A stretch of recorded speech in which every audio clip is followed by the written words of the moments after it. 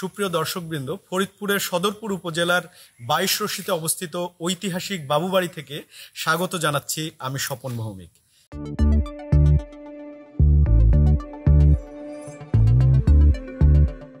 সুপ্রিয় দর্শকবৃন্দ, আজকে এই বাবুবাড়িটি সম্পূর্ণ ঘুরে দেখাবো আমি, সেই সাথে জানাবো নানা অজানা তথ্য।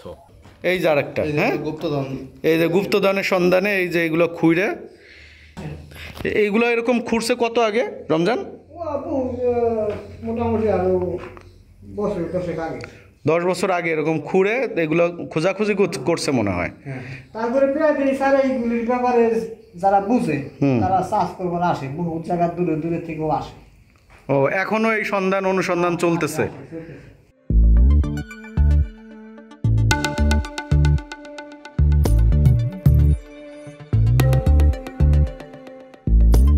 পুরা বাড়িটার ভেতরে যেখানে আগে ছিল অন্দরমহল, সেই জায়গাটি জুড়ে, পুরোটা জুড়ে এখন আগাছা এবং ঝোপঝাড়ে বিস্তীর্ণ হয়ে আছে।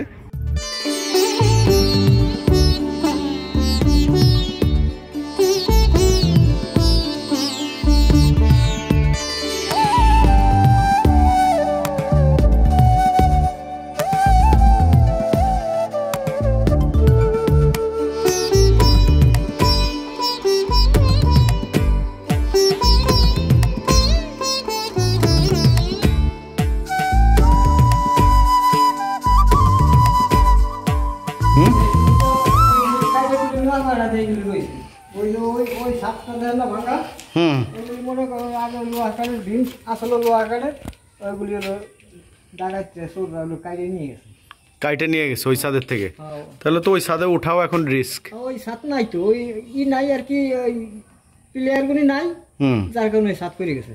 ও, ছাদ পড়েই গেছে। এইগুলি দেখেন না যে অ্যাঙ্গেল, এইগুলি কাটা পায় না, দেখে এইগুলি ঠিক আছে, নাহলে এই ছাদ শুধু করে গেত। তাহলে ওইটা ছিল লোহা কাঠের, আর এটা হলো লোহার, যে কারণে এটা এখনো টিকে আছে। আচ্ছা, চলেন আমরা একটু উপরের দিকে যাই।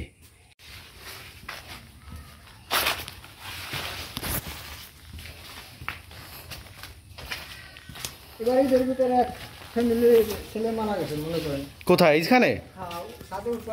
হ্যাঁ হ্যাঁ হ্যাঁ। কিভাবে পড়লো? না, সময় তো মনে করেন লাখ লাখ মানুষ হয়। এইটা নাকি সিঁড়ি?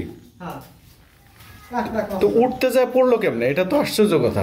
উঠছে ঠিকই, কিন্তু পড়ে গেছে এই ঈদের সময়।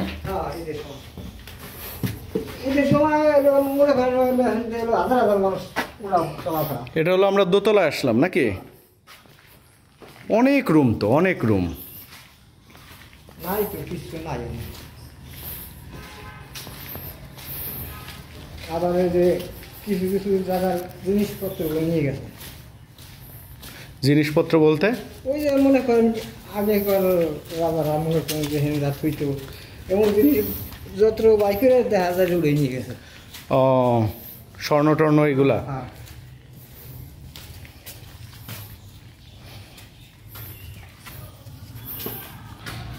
কি বিশাল বাড়ি! হ্যাঁ, পুরাটাই এখন ফাঁকা পড়ে আছে। ওই ভেতর দিয়ে ওই পাশেও তো আরেকটা আছে দেখতে পাচ্ছি। মানে এটা আগেকার মনে করেন হুনা কথা আর কি, ঘোড়ায় ছেড়ে যাইতে পারে নাই। আবার এমনকি রাস্তা দিয়ে মনে করেন জুতা পাই দোজার হয় নাই, ছাতি মুড়ি দোজার হয় নাই এই বাবু গরমে। আর এখন সেই জায়গায়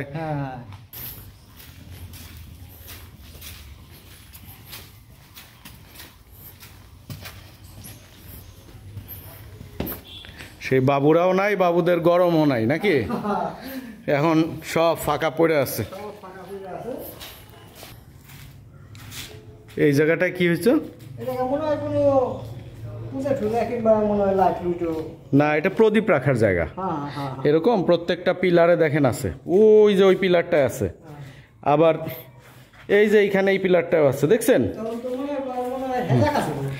হেজাক বা প্রদীপ, তেলের প্রদীপ আছে না, এইগুলো ওই যে মাঝখানে ঠিক এই যে এই জায়গাটায় বসাই দিত, বুঝছেন? এই জায়গাটায় জ্বালায় রাখতো, ওইটার আলোতে পুরো ঘর আলো হয়ে যেত।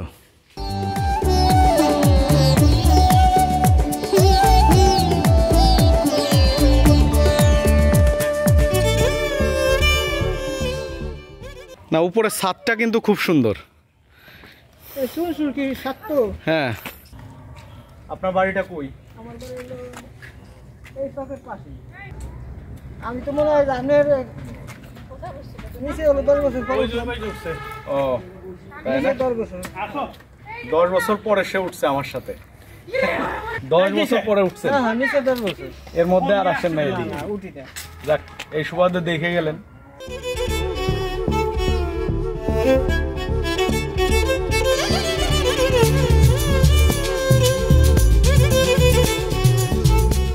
বন্ধুরা, আমি এখন আছি বাবু বাড়ির যে মূল ভবনটি তার 3য় তলায়।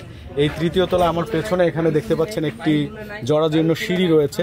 এরকম আরও 2টি সিঁড়ি কিন্তু এই ভবনটিতে রয়েছে।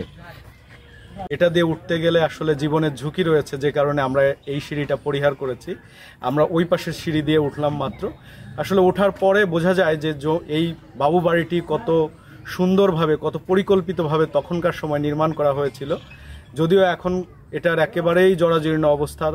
কিছুক্ষণ আগে আমি এখানকার স্থানীয় একজনের সাথে কথা বলে যেটা জানলাম যে পাশের যে আরেকটি ভবন রয়েছে সেই ভবনটির ছাদটি এখন একেবারেই নষ্ট হয়ে গেছে। সেটাতে ওঠা একেবারে জীবনের ঝুঁকি রয়েছে আরেকটিতে উঠতে গেলে। এই যে এইগুলো হচ্ছে লোহা কাঠ, তাই না? এই লোহা কাঠের ছাদই ছিল ওই পাশেরটা। পরে ওই লোহা কাঠগুলো চুরি করে নিয়ে যাওয়ার কারণে ছাদটা ভেঙে নিচে পড়ে গেছে। আর এইখানে এই যে একটা অবশিষ্ট আছে। হ্যাঁ, এই যে একটা পুরনো দেখা যায়। হ্যাঁ হ্যাঁ, মানে এটা বেশি এটা ভালো নাই দিয়ে এটা কাটে নাই, নাই। আর বড় বড় গুলো কাটে কাটে করার দিয়ে কাটে কাটে চুরে নিয়ে গেছে। আচ্ছা, বিশাল বিশাল ভীম আসলো।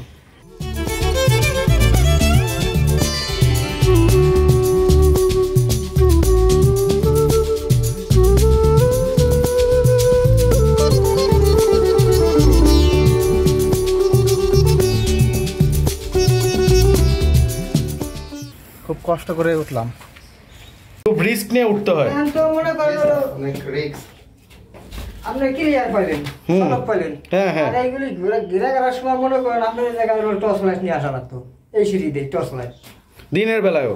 দিনের বেলা আসতেও তো গা ছমছম করে, ভয় লাগে। ভয় লাগে একেবারে ভুতুরে পরিবেশ। স্যার, একা আসলে ভয়ে উঠতেই পারবে না। ভয় কেউ উঠতেই পারবে না। না না, একা আসলে ভয়ে তো উঠতে পারবে না। আর সন্ধ্যার সময়, সন্ধ্যার পরে মনে করে এই জায়গায় উঠবো না কেউ।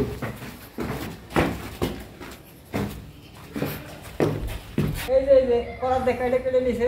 ওই যে লোহা কাঠ, হ্যাঁ, এই যে এটা। হ্যাঁ, হ্যাঁ প্রতি জায়গায় আসলে মনে করেন ওরকম। হ্যাঁ, এগুলি কাটে কেটে নিয়ে যাওয়ার পরে সাথে কাটি বানিয়ে গেছে। ভাঙ্গা নিচে পড়ে গেছে। এই জায়গায় ছাদ ছিল তাইলে? হ্যাঁ, এই যে স্যার। ও, একটা ঐতিহ্য আছে বলে, প্রথমে যে মানুষটি যে গেট দিয়ে ঢুকবে পরবর্তীতে সেই গেট দিয়ে আর বের হতে পারবে না বলে, অন্য কোনো গেট দিয়ে বের হবে। কারণ এটা একটা গোলক ধাঁধার মধ্যে পড়ে যাবে। ঐতিহ্য বলে এটা। আচ্ছা আচ্ছা, একটা শোনা কথা। আগে হ্যাঁ। কি রমজান, কি আপনি এই ধরনের শুনছেন? হ্যাঁ হ্যাঁ, ঠিকই আছে, শুনছেন না এরকম? ঠিকই আছে। এই বাবুদের বাড়িরই আরেকটা অংশ ওই পাশে আছে। মানে বাবু ছিল দুইটা এখানে। বাবু ছিল 2 জন, দুই ভাই ছিল। দুই বাবু ছিল, একটা বড় একজন ছোট। তো এই পাশে একজন থাকতেন, ওই পাশে আরেকজন থাকতেন। তো চলেন আমরা ওই পাশটাও একটু দেখি। চলেন। আচ্ছা, একই রকম মন্দির দুইটা? হ্যাঁ, দুইটা মন্দির। ওইদিকে একটা মন্দির এদিকে একটা। আর এইদিকে আরেকটা মন্দির। এই মন্দিরটা মনে হয় দুর্গা মন্দির নাকি? হ্যাঁ। আর ওই পাশেরটা কালী মন্দির।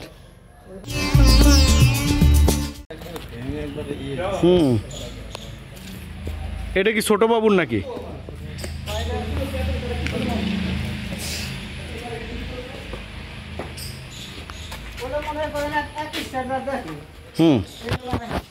এটা আর এক স্টাইল।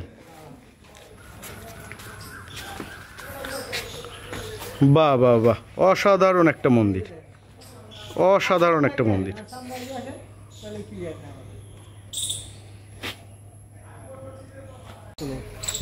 বিশাল ওই যেমন যেরকম আছে না, হ্যাঁ হ্যাঁ, এইগুলি সব খুলে ফেলে ডাকাইতে চোরে নিয়ে গেছে। বিশাল নকশা আসলো।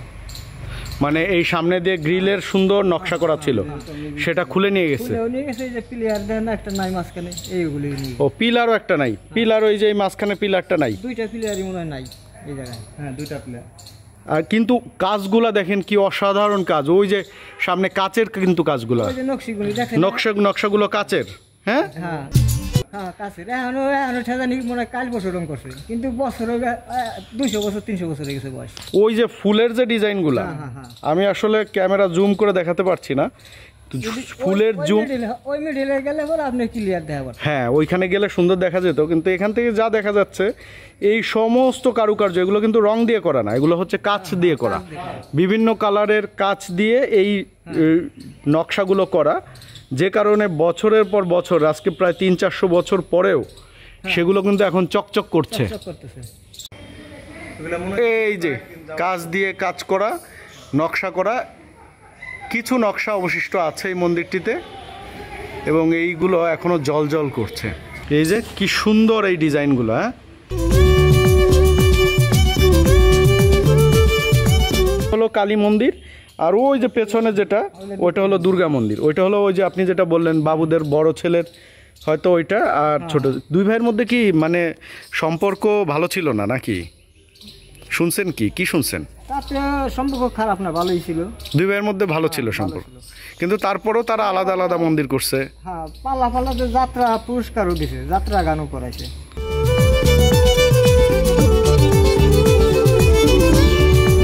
সব কেটে কেটে নিয়ে এই ছাদ তো কিন্তু যে কোনো সময় ধসে পড়তে পারে, এই যে যেহেতু কাঠের ইয়েগুলো নাই, আস্তরগুলো নাই, এই টালি যে কোনো সময় ভেঙে পড়তে পারে, এই যে উপরের মাচাটা ধরে রাখার মতো কিন্তু কোনো জায়গা নাই।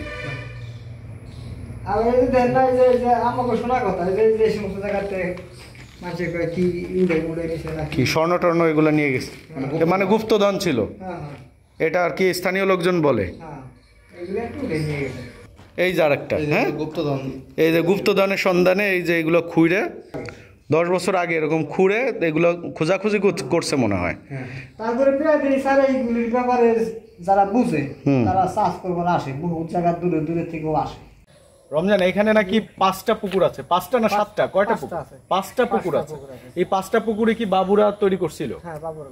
আচ্ছা আচ্ছা, এই পুকুরগুলো কোন দিকে? একটা তো আমরা এখানে দেখলাম যেটাতে একটা মনে করেন ওটা হলো বড় পুষ্করিণী, ওটা হলো বেলতলা, এটা হলো বেলতলা একটা, হ্যাঁ, আর এইটা হলো গড় পার্ক, হ্যাঁ হ্যাঁ, আর ওই পাশে একটা আছে ফুলতলা, ওই পাশে একটা আছে সামলারতলা, এরকম আর কি 5টা পুকুরের নাম।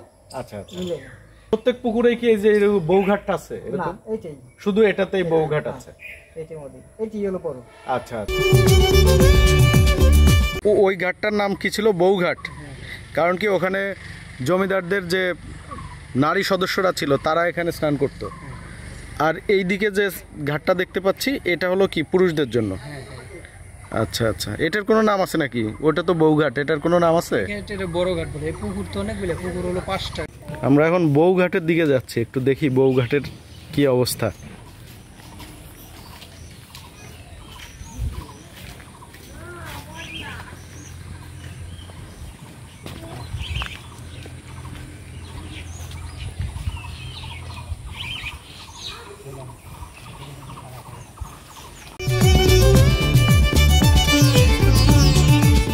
বারোটার মধ্যে মহিলারা এখানে এসে স্নান করে।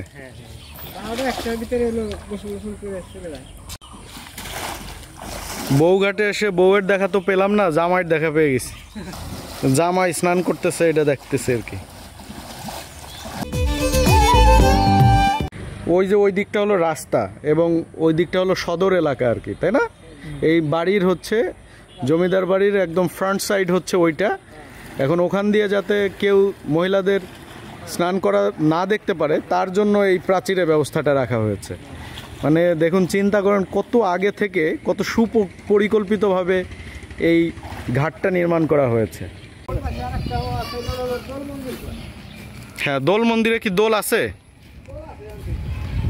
দোলটা আমার একটু দেখান তো। যে আরেকটা পুকুরের কথা বলছিলেন আপনি, সেটা এই পুকুরটা কি সামলাতলা?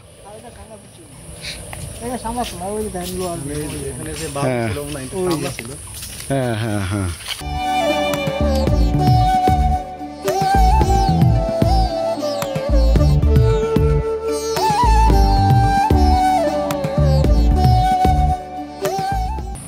সিস্টেম করার দেন না, সিঁড়ি আছে, আপনি উপরে উঠা পারেন। সিঁড়ি দিয়ে উপরে উঠা যাবে?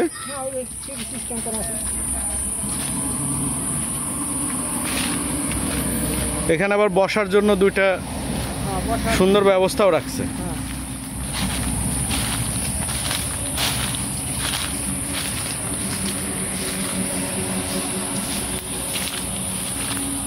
এটা হলো দোল। আচ্ছা আচ্ছা আচ্ছা, এই সিঁড়ি একটা, এটা দিয়ে এখানে উঠে তারপরে এই যে আর একটা সিঁড়ি, এটা দিয়ে উপরে উঠে এরপরে আস্তে আস্তে আস্তে আস্তে একদম উপরে। দোল কিন্তু আমি এর আগে কোথাও দেখি নাই, বুঝছেন, এই আজকে প্রথম দোল দেখলাম। এই কারণে দোল সম্পর্কে আমার তেমন কোনো ধারণাও নাই। এই যে আবার দেখতে পাচ্ছি কর্নারে মনে হয় কিছু একটা ছিল, এই যে লোহার একটা লোহার একটা ইয়ে দেখছেন, লোহার একটা শিক কিছু একটা ছিল, এখন নাই। এরকম চার কোনায় চারটা শিক দেখতে পাচ্ছি। হ্যাঁ হ্যাঁ, ওই যে প্রত্যেকটা এখানে এখানে আছে, এইখানে আছে একটা, এইখানে আছে, কিন্তু উপরে নাই। উপরে হচ্ছে নকশা, উপরে সুন্দর করে নকশা করা। আবার তার উপরে আর একটা সিস্টেম করা আছে, ভিড়ে নাই ভেঙে গেছে। কিটা দোলের উপরে আর একটা আমরা দেখছি এরকম ভাবে নকশা সিস্টেম করা, কিন্তু এটা নাই ভেঙে পড়ে গেছে। একদম উপরে ছিল, এটা দেখছেন আপনারা? আমরা দেখছি ওগুলি ভেঙে পড়ে গেছে, নয়তো নিয়ে গেছে। আবার ওই যে একটা স্বস্তিকা চিহ্ন, এটা এইখানে এরকম প্রত্যেক প্রান্তে, অর্থাৎ এই পাশে আবার এই দিকে ওখানে প্রত্যেক পাশে একটি করে স্বস্তিকা চিহ্ন আছে। আর উপরে আছে ওখানে একটি পদ্ম ফুলের নকশা করা, এই যে এখানে আবার ওখানে। এটা আসলে পুকুরের পাশে কি কারণে তৈরি করা হয়েছে এই জিনিসটা সম্পর্কে এখানকার কেউই স্পষ্ট করে বলতে পারে নাই, যে এটা আসলে কি মন্দির ছিল নাকি অন্য কোনো কারণে এটা নির্মাণ করা হয়েছে, কেউ স্পষ্ট করে এখন কিছু জানাতে পারছে না। প্রত্যেকটি ঘাটেই কিন্তু এরকম শান বাঁধানো ঘাটলা আছে, এ পাশে একটা আছে, ঠিক ওই পাশে ওই যে ওখানে আরেকটা আছে। এই যে এখানে দোল, ঠিক আছে, দোল উৎসবের সময় ওই রং খেলার সময় মনে হয় এই বিল্ডিংটা এটা কি রং খেলার জন্য এই বিল্ডিংটা তৈরি করছে। দোল মন্দিরে প্রবেশের আগেও কিন্তু একটা ছোট্ট গেট ছিল এখানে, এই জায়গাটা একটা গেট ছিল। আচ্ছা, এইখানে কিন্তু এই যে ওই দোল মন্দিরে যাওয়ার জন্য এইখানে আর একটা গেট ছিল, এবং এই গেটে একটা লোহার গেট ছিল, সেই গেটটা নিয়ে গেছে। আর এই দিক দিয়ে কিন্তু প্রাচীর ছিল, এই পুরোটা একেবারে মন্দিরটাকে সুরক্ষিত। একদিকে আমরা যেরকম একটা প্রাচীর দেখতে পাচ্ছি, একই রকমভাবে আর একটা প্রাচীর ওই দিক দিয়ে ছিল, এবং যার মূল প্রবেশদ্বার ছিল হচ্ছে এটি। কিন্তু একটি পিলার অলরেডি ভেঙে গেছে, আর একটি পিলার এখন অবশিষ্ট আছে।